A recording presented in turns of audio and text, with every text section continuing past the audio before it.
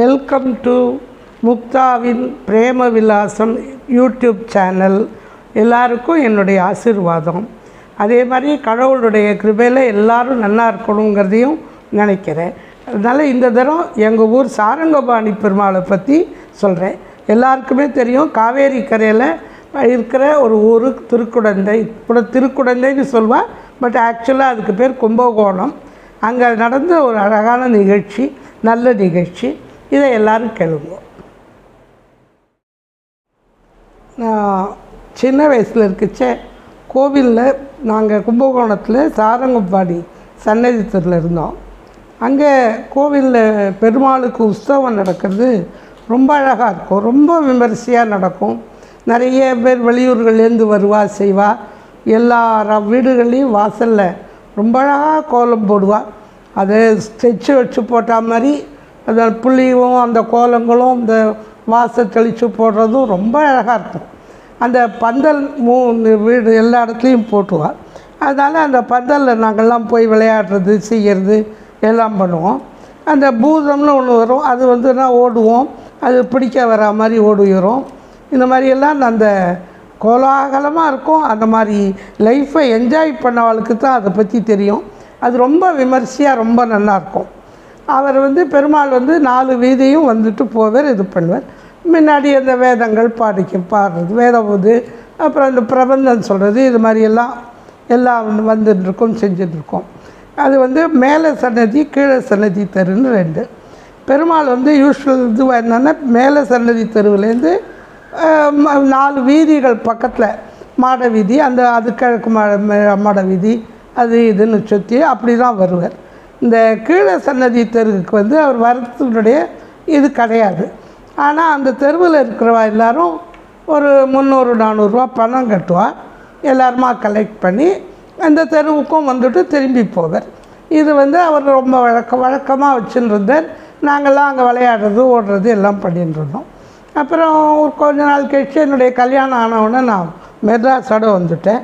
அதனால் அங்கே என்ன ஏதுன்னு எனக்கு அவ்வளோவா தெரியல.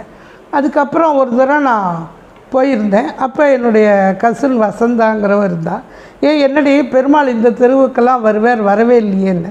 இல்லடி, இங்கே யாரும் பணம் கட்டலை, அதனால வரல அப்படின்னா. அடாடா, இதனால இப்படி ஆகிடுத்தா அப்படின்னு. அதுக்கப்புறம் ஒரு தரம் இன்னொரு தரம் போயிருக்குச்சே, இப்போ என்னடி ஆச்சு அப்படின்னு. அப்போ அவர் சொன்னால், அந்த தெருவில் ஒரு முஸ்லீம் பெரியவர் ஒருத்தர் இருந்தார்.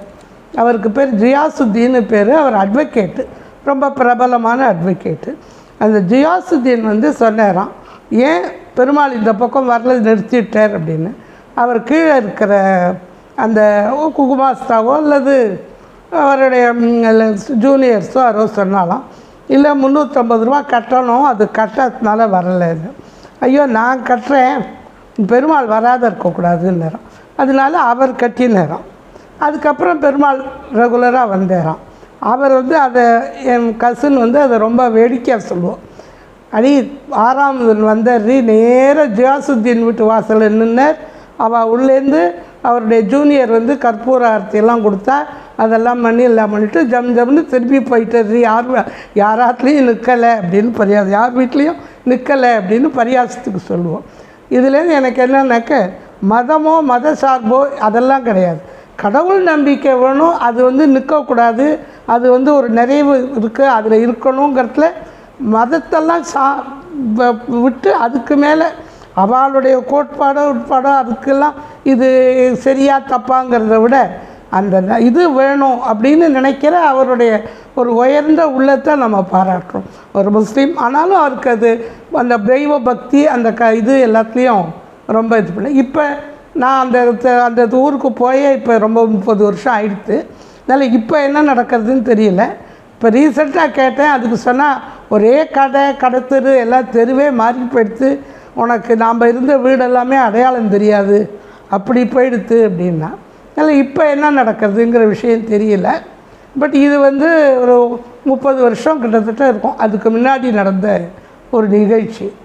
இதை எல்லாருக்கும் சொல்லணும்னு நினச்சி சொல்கிறேன், அவ்வளோதான். இந்த வீடியோ உங்களுக்கெல்லாம் பிடிச்சிருக்குன்னு நினைக்கிறேன். ஏன்னா இது ஒரு புது நியூஸு. நமக்கு ஒரு ஒற்றுமைங்கிறது வேணுங்கிறத சொல்கிறது. நமக்கு ஜாதியோ மதமோ அதெல்லாம் இல்லை. எல்லோரும் இந்தியன், எல்லோரும் நம்ம தேசம், நம்ம இது, நம்ம எல்லோரும் ஒன்றா இருக்கணுங்கிறத வீட்டில் சொல்கிற ஒரு இது. நன்றி, பார்த்ததுக்கு வணக்கம்.